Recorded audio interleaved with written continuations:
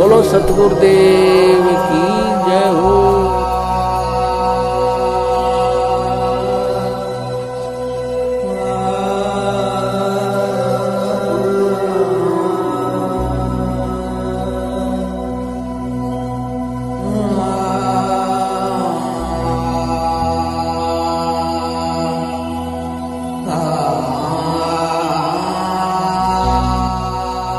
पुण्यात्माओं, और क्या सुनना बाकी रह गया? आप लोग क्या सुनना चाहते हो? क्या सुनाऊं? परमेश्वर तो कहते हैं कि समझदार को संकेत काफी होता है। यहां तो परमेश्वर हम जैसे नीचों को निमित्त बना के आपकी झोली में सबूतों का जखीरा डाल रहे हैं।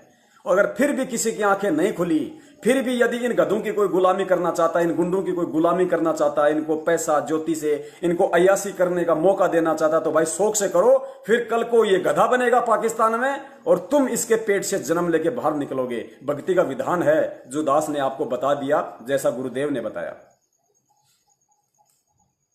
अगला सारनामी सतलोक आश्रम मैनेजमेंट हरियाणा का वर्ल्ड कोऑर्डिनेटर देशराज मान दिल्ली में रहता है।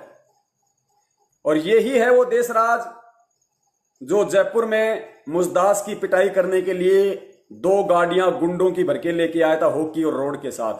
और 10 मिनट तक इस दास को बंद कमरे में पिटाई की। दास के बच्चों को, जो इन्हीं के लिए खाना बना रहे थे, उनको रसोई में धक्का मार के बंद कर दिया, बाहर से कुंडी लगा दी और 10 मिनट तक हथियारों से दास की जानवर की तरह पिटाई करके गए हैं। ये देशराज दिल्ली वाला वर्ल्ड कोऑर्डिनेटर, यानी पूरे विश्व के कोऑर्डिनेटरों का बाप, वर्ल्ड कोऑर्डिनेटर। जब दास ने इसकी हरकत का व्हाट्सएप पे, हर जगह फेसबुक पे वायरल किया कि ऐसे ऐसे देशराज गुंडा दिल्ली वाला दास की पिटाई करके गया है, जानवर की तरह मार के गया है, तो इसकी फोटो मैंने डाली तो इसका व्हाट्सएप कॉल आया। और सतगुरु की रजा देखो, उसी समय हम लोग कुछ काम कर रहे थे और मोबाइल रिकॉर्डिंग था, ऑन था, ऑटोमेटिक। सतगुरु की प्रेरणा थी, मोबाइल ऑन कर रखा था, जयपुर में रिकॉर्डिंग चालू थी। उसी समय इसकी व्हाट्सएप कॉलिंग आ गई, क्योंकि व्हाट्सएप कॉलिंग पे रिकॉर्डिंग नहीं होती। तो इसने सोचा कि जम के गाली दे दूं पवन दास को, इसने मेरी फोटो क्यों डाली भगत समाज में।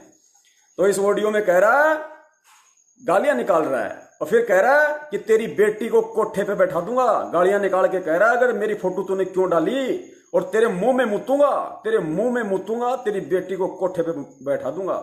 ये सारनामी के मुंह से निकले हुए क्या है, आप लोग जान लेना ये कौन से वचन है ये। और फिर कहते हैं कि गुरुजी ने हमें सार नाम दे दिया। भैया, मेरा गुरु कोई बच्चा नहीं है। आप खुद विचार कर लेना कि गुरु ने इनको कौन सा सार नाम दिया है। हेलो हेलो, हाँ जी, कौन बोल रहे हो? कौन बोल रहे हो? कौन बोल रहे हैं? तेरा बाप बोल रहा हूँ। तेरे सारे रिप तो छोड़ के रहा है, पर नहीं छोड़ने का तुझे, ध्यान रखिए।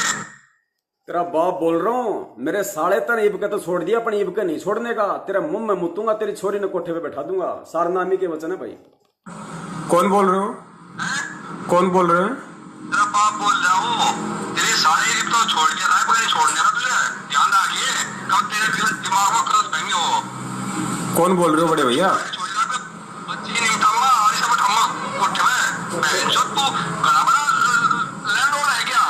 अरे यार, गाड़ी थोड़ी निकालते हो भाई साहब ऐसे। नहीं, गाड़ी नहीं निकालते, तू ये काम क्यों कर रहा तू? हाँ मुझे भाई साहब, आप अपने आप को परम संत रामपाल जी महाराज जी का शिष्य कहते हो और आप गालियां निकाल रहे हो, कैसे भगत हो आप? तू कौन होता है मेरे से पूछने वाला? पूछने वाला क्यों नहीं होता हूँ मैं? जो गाली निकालेगा उससे सवाल जवाब नहीं किया जाता क्या? तू फोटो कैसे डाला मैंने? फोटो डालूंगा, 1000 बार डालूंगा, 100 बार डालूंगा। आपके बाहर तेरे मुंह में मुत्तों में ध्यान रखिए। हर दाल तो इसका मुंह में मुत्तोगे? ध्यान रख। मुंह में मुत्तोगे क्या?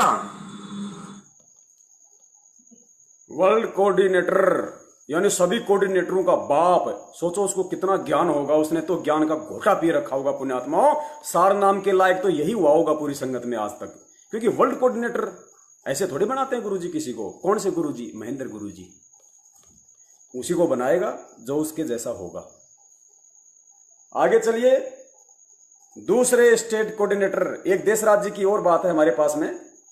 अभी कुछ दिन पहले आपने सुना होगा एक पीला पर्चा आया था, क्या नाम था उस भाई का, एनसी आर्या।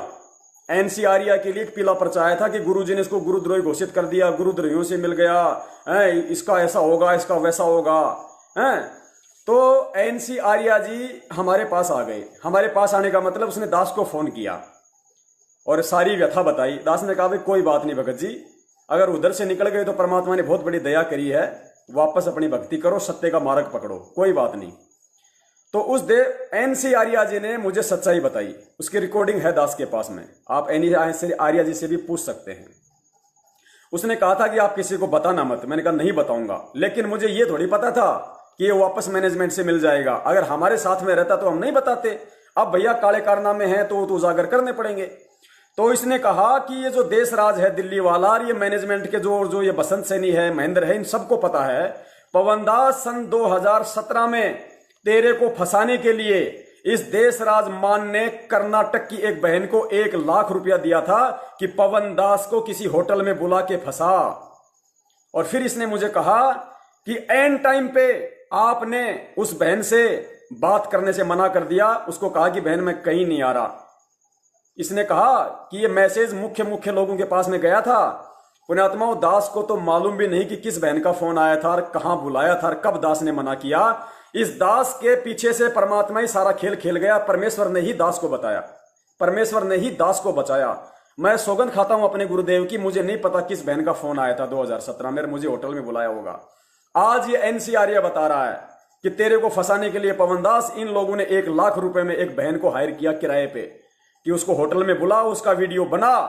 पुण्यात्माओं, दास तो हो सकता है 2 कौड़ी का जीव है, बहन की बातों में आ जाता, क्या पता। पुण्यात्माओं, दास की औकात नहीं थी, लेकिन क्या पता इस दास के पीछे से परमात्मा सारा खेल खेल गया और उस औरत को मना कर दिया कि मैं नहीं आ रहा। जय हो बंदी छोड़ के। भाई जो गुरु बचन पे डट गे रे कट गे फंद 84 के। भाई जो गुरु बचन पे डट गे रे कट गे फंद 84 के।